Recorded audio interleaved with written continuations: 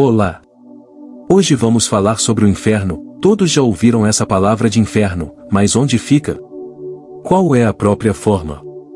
Então, antes de começar a responder essas questões, peço para que deixe um like, para que o YouTube possa recomendar este vídeo para mais pessoas, se inscreva no canal, e ative aquele sininho das notificações para não perder nenhum conteúdo deste canal. Gente, podemos bater a meta de 1000 likes antes do dia 1 de setembro? Conto com vocês. De acordo com a Bíblia, o inferno é apresentado como um lugar de punição eterna para aqueles que rejeitam a Deus e vivem em desobediência aos seus mandamentos. Ele é descrito como um lugar de tormento e separação eterna da presença de Deus. Em diversas passagens, como em Mateus capítulo 25 versículo 46, Jesus menciona o inferno como um lugar de castigo reservado para aqueles que não se arrependem de seus pecados. É um lugar de trevas e fogo, como indicado em Mateus capítulo 22 versículo 13. A descrição bíblica do inferno é um local onde haverá choro e ranger de dentes, indicando uma dor indescritível e um estado de angústia contínua. Jesus alerta sobre a realidade do inferno em várias ocasiões, como em Marcos capítulo 9 versículo 43 até 48, enfatizando a importância de evitar tais consequências terríveis evitando o pecado. No entanto, a Bíblia também nos fala da misericórdia e do amor de Deus, que nos oferece a oportunidade de salvação através de Jesus Cristo. Aqueles que aceitam Jesus como seu Salvador pessoal e se arrependem de seus pecados têm a promessa da vida eterna ao lado de Deus, escapando assim do castigo eterno do inferno.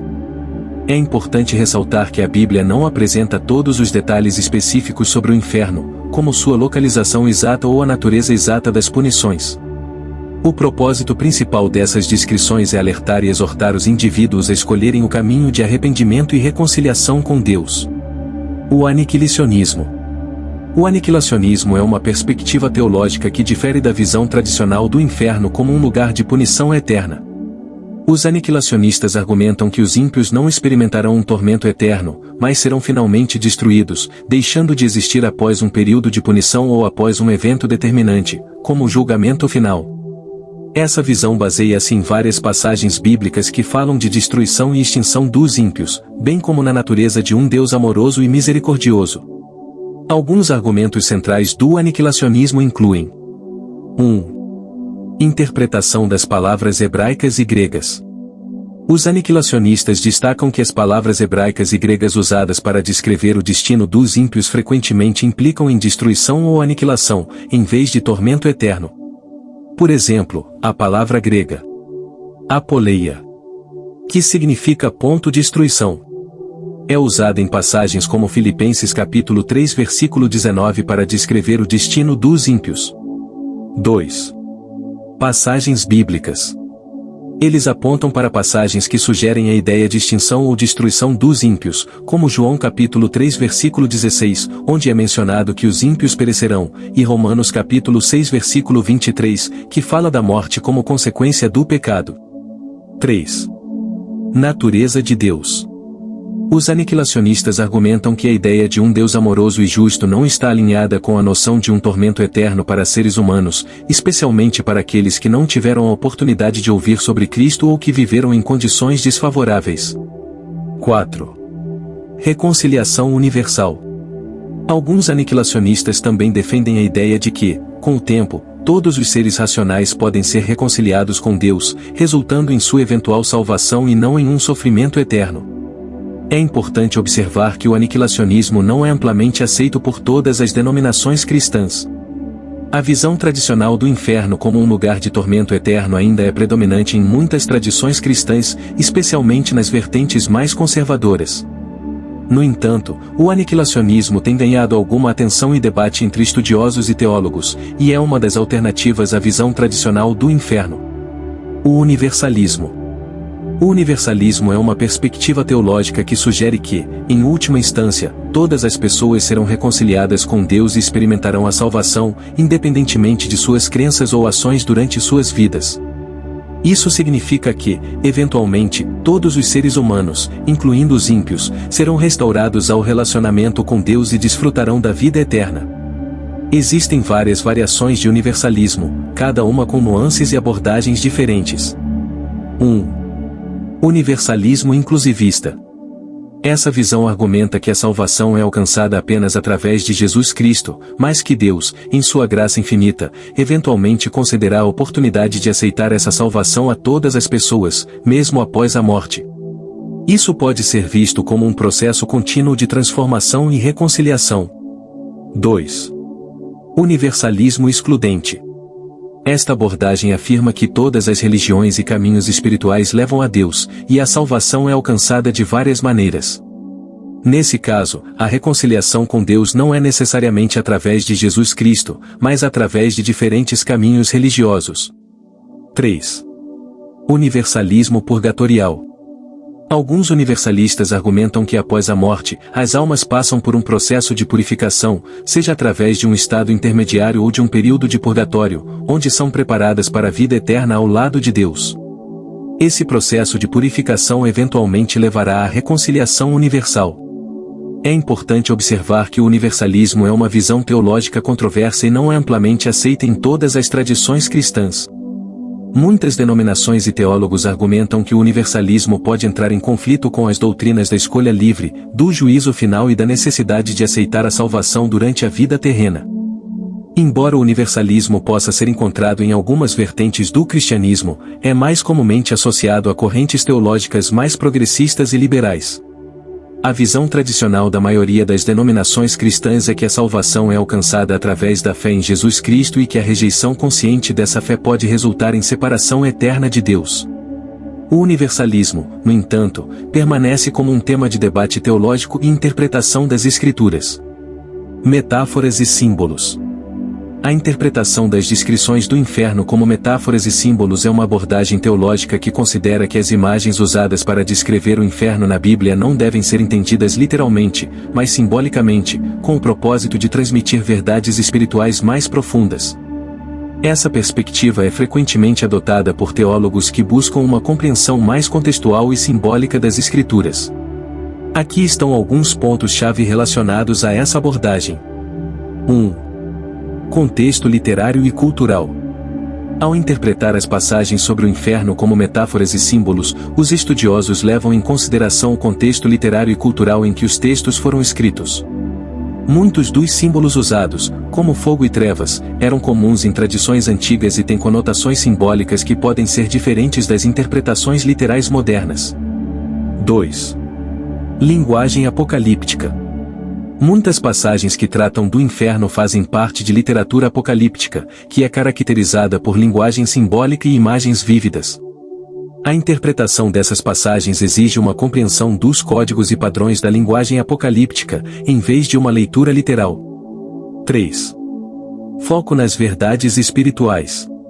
A perspectiva simbólica enfatiza que o objetivo dessas descrições não é fornecer um mapa geográfico detalhado do inferno, mas transmitir verdades espirituais sobre a importância da escolha de viver em alinhamento com Deus e os valores divinos. As imagens de punição e separação visam comunicar as consequências de afastar-se de Deus. 4. Lições morais e espirituais.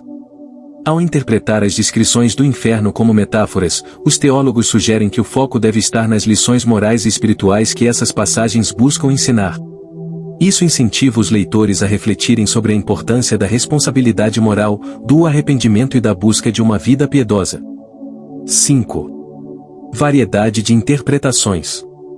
A abordagem simbólica permite uma ampla variedade de interpretações, uma vez que diferentes símbolos podem ser entendidos de maneiras diversas por diferentes comunidades religiosas e culturas. Isso pode levar a uma compreensão mais inclusiva das mensagens espirituais contidas nessas passagens. É importante ressaltar que a interpretação simbólica não é a única abordagem para entender as passagens sobre o inferno na Bíblia. As diferentes tradições religiosas e perspectivas teológicas podem enfatizar diferentes aspectos das Escrituras, levando a interpretações variadas. A interpretação simbólica é uma das maneiras pelas quais as pessoas buscam compreender o significado profundo dessas passagens dentro de um contexto religioso e espiritual mais amplo. Contexto cultural histórico. O contexto cultural e histórico desempenha um papel fundamental na interpretação das descrições do inferno na Bíblia. Compreender o ambiente em que os textos foram escritos é crucial para interpretar corretamente as passagens e os símbolos relacionados ao inferno. Aqui estão alguns aspectos importantes desse contexto. 1. Tradições antigas e culturas. As crenças religiosas e mitológicas das culturas antigas, incluindo a cultura judaica, influenciaram a maneira como as descrições do inferno foram moldadas nas escrituras. Muitos elementos, como fogo e trevas, eram símbolos carregados de significado em outras tradições religiosas, e a Bíblia utilizou esses símbolos para comunicar suas próprias mensagens. 2. Literatura apocalíptica. Muitas das descrições do inferno aparecem em textos apocalípticos, que eram populares na época do Segundo Templo do Judaísmo, aproximadamente 515 a.C. a 70 depois de Cristo. Esses textos usavam linguagem simbólica e imagens dramáticas para transmitir mensagens sobre o julgamento divino, a esperança futura e a luta entre o bem e o mal. 3. Metáforas culturais. A compreensão das metáforas e símbolos nas descrições do inferno requer uma familiarização com as metáforas e símbolos usados na cultura em que esses textos foram escritos. Por exemplo, a associação do fogo com punição ou purificação era comum em muitas culturas antigas, e isso informa a compreensão das passagens bíblicas. 4. Crenças escatológicas. As crenças sobre o destino final das almas e o julgamento também variavam entre diferentes grupos religiosos e culturas. As descrições do inferno na Bíblia devem ser interpretadas considerando como essas crenças influenciaram a forma como os escritores bíblicos abordaram o tema. 5. Contexto histórico. Eventos históricos, como a destruição do Templo de Jerusalém em 70 d.C., também podem ter moldado as representações do inferno e do julgamento nas Escrituras. A experiência de eventos traumáticos pode influenciar as formas como os escritores descrevem a justiça divina e as consequências do pecado. Compreender o contexto cultural e histórico ajuda a evitar leituras anacrônicas das Escrituras, ou seja, interpretações que aplicam ideias modernas e contextos diferentes a textos antigos. Essa abordagem é essencial para uma interpretação precisa e informada das descrições do inferno e de outras temáticas bíblicas. Isso não apenas enriquece nossa compreensão das Escrituras, mas também nos permite apreciar como as mensagens religiosas foram moldadas por influências culturais e históricas. Desenvolvimento tecnológico. O desenvolvimento teológico refere-se à evolução e mudança das crenças e interpretações teológicas ao longo do tempo. A teologia não é estática, mas sim um campo em constante desenvolvimento, influenciado por mudanças na sociedade, cultura, pensamento filosófico e entendimento das Escrituras. Aqui estão alguns aspectos do desenvolvimento teológico relacionados às interpretações sobre o inferno. 1. Desenvolvimento das doutrinas. Ao longo da história do cristianismo, as doutrinas e crenças teológicas têm se desenvolvido e se aprofundado. Isso inclui a compreensão do inferno. À medida que os estudiosos e teólogos refletem sobre as Escrituras, novas interpretações podem surgir, influenciadas por debates intelectuais e mudanças na compreensão do contexto bíblico. 2. Contexto histórico e cultural. O desenvolvimento teológico muitas vezes está ligado ao contexto histórico e cultural em que as interpretações são formadas. Eventos significativos, como mudanças sociais, políticas ou científicas, podem levar a uma reavaliação das crenças teológicas, incluindo as interpretações do inferno. 3. Evolução das perspectivas filosóficas. Mudanças nas perspectivas filosóficas ao longo dos séculos podem impactar as interpretações teológicas. Por exemplo, a mudança do pensamento medieval para o pensamento renascentista e iluminista trouxe novas abordagens à interpretação das Escrituras, incluindo a forma como se compreende o inferno. 4. Diálogo interreligioso. À medida que o diálogo interreligioso se desenvolve, as interpretações teológicas podem ser influenciadas pelas perspectivas de outras religiões e tradições. O contato com outras crenças pode levar os teólogos a repensar e reavaliar suas próprias interpretações, incluindo a visão sobre o inferno. 5. Desenvolvimento doutrinário nas denominações. Diferentes denominações cristãs podem ter evoluções doutrinárias distintas. Algumas podem adotar interpretações mais literais das descrições do inferno, enquanto outras podem enfatizar interpretações simbólicas ou alternativas.